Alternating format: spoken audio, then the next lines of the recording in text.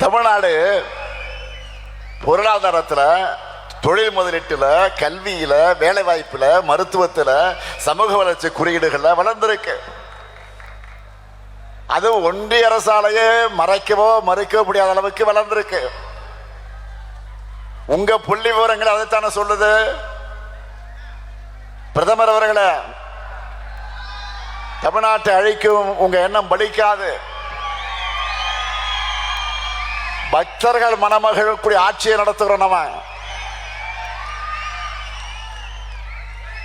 காஞ்சிபுரம் கோயில்கள் நிறைந்த நகரம்.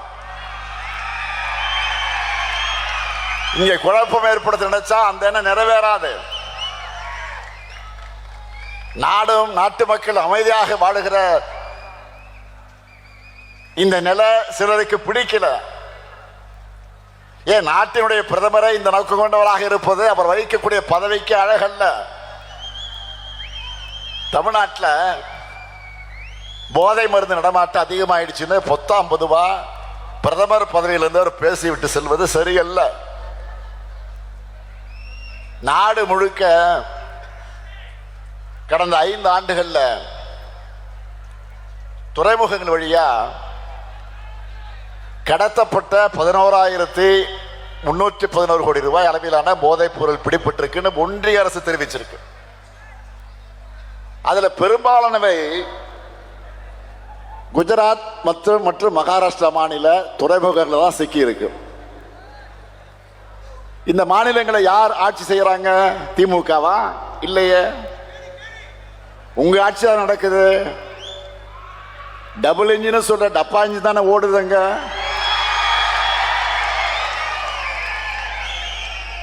இந்தியாவுக்குள்ள போதைப் பொருள் நுழைறதை தடுக்க வேண்டியது பிரதமர் மோடியும் உள்துறை அமைச்சர் அமித்ஷாவும் தான், இந்த ஸ்டாலின் இல்ல.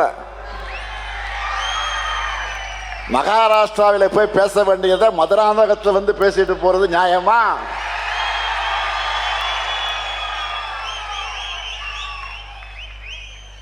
அடுத்து, தமிழ்நாட்டில் பெண்களுக்கு பாதுகாப்பு இல்லைன்னு இதை வேற பிரதமர் அவர்கள் சொல்லிட்டு போயிருக்காரு. புதுமை பெண், விடியல் பெண், விடியல் பயணம், உரிமை தொகை, தோழி விடுதுன்னு பெண்களுக்காக நாங்கள் செயல்படுத்துகிற திட்டங்களால பெண்களுடைய சமூக பங்களிப்பு தமிழ்நாட்டில் அதிகமாக இருக்கு. அதிகமான மாணவிகள் கல்லூரிகளுக்கு வந்து படிக்க வர்றது தமிழ்நாட்டில் தான். இந்தியாவில் அதிகமான பெண்கள் தொழிற்சாலையில் வேலை பார்ப்பது தமிழ்நாட்டில் தான். இது எதுவும் தெரியாம ஆளுநர் போலவே பிரதமர் அவர்கள் பேசுவது மிக மிக கண்டனத்துக்குரியது. 5 மாத கர்ப்பிணி பெண்ணான பில்கிஸ் பானு அவர்களை கூட்டுப்பாலை வன்கொடுமைக்கு உள்ளாக்கின 11 குற்றவாளிகளை விடுதலை செஞ்சது உங்க குஜராத் அரசு தானே. உலகமே அதிர்ச்சி அடைஞ்சாங்களே. உச்ச நீதிமன்றமே அதை ரத்து பண்ணுச்ச. நீங்க பெண்கள் பாதுகாப்பு பத்தி பேசலாமா? அதுவும் பாலியல் குற்றங்கள் ஈடுபட்ட குற்றவாளிகளுக்கு முன்விடுதலை கிடையாதுன்னு சட்டமன்றத்தில் தடை சட்டம் நிறைவேற்றி இருக்கக்கூடிய இந்த ஸ்டாலின் அரசை பத்தி நீங்க பேசுவதற்கு உங்களுக்கு யோகியதை இருக்குதா? அருகதை இருக்குதா? குற்றங்கள் அதிகமாக நடக்குது. பிரதமர் அவர்கள் பேச நினைச்சா எங்க போய் பேசணும்? பாஜக கூட உத்தரப்பிரதேசம் போய் தான் பேசணும். மணிப்பூர்ல போய் பேசுங்க. இதை விட இன்னொரு கூத்து என்ன தெரியுமா? ஜெயலலிதா ஆட்சியில குற்றமே நடக்கலன்னு சொல்லி அதிமுக தொண்டர்களையும் பிரதமர் ஏமாத்த பார்த்திருக்கிறார். குஜராத் மோடியா இந்த லேடியான்னு தமிழ்நாட்டில் ஊர் ஊரா போய் அம்மையார் ஜெயலலிதா கேட்டாங்க தெரியுமா? அதெல்லாம் மறந்துடுச்சா? இந்தியாவிலே அதிமுக அரசு தான் ஊழல் அதிகம் நடக்கக்கூடிய அரசுன்னு நீங்களும் உள்துறை அமைச்சர் அமித்ஷாவும் அவர்களும் பேசினதான் ஞாபகம் இருக்கா? இது எல்லாத்தையும் நீங்க ஒருவேளை மறந்திருக்கலாம், தமிழ்நாட்டு மக்கள் மறக்க மாட்டாங்க. வழக்கம் போல இந்த தேர்தலையும் பாஜகவுக்கு என்ன செய்யணுமோ அதை சிறப்பா செஞ்சு அனுப்பத்தான் போறாங்க.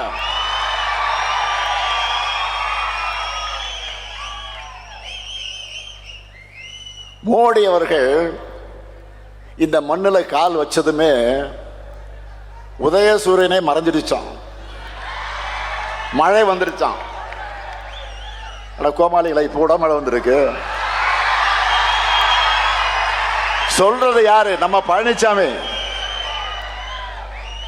10 தோல்வி பழனிசாமி. வாழ்க்கை முழுக்க கால்களை மட்டுமே பார்த்துட்டு தான் சூரியன் எப்படி தெரியும்? பழனிசாமி அவர்களே, பழனிசாமி அவர்களே, வாழ்க்கை முழுவதும் காலையே பார்த்துக்கிட்டு தான் சூரியன் எப்படி உங்க கண்ணுக்கு தெரியும்? ஒரு முறை ஆச்சு தலை நிமிர்ந்து பாருங்க, அப்பதான் சூரியனுடைய இருப்பும் பவரும் உங்களுக்கு தெரியும். தமிழ்நாட்டுக்கு ஒன்றிய பாஜக அரசு தொடர்ந்து செஞ்சுட்டு வரக்கூடிய வஞ்சகத்தை தட்டி கேட்கக்கூடிய துணிச்சலும் முதுகெலும்பும் திராவிட முன்னேற்ற கழகத்திற்கு மட்டும்தான் இருக்கு.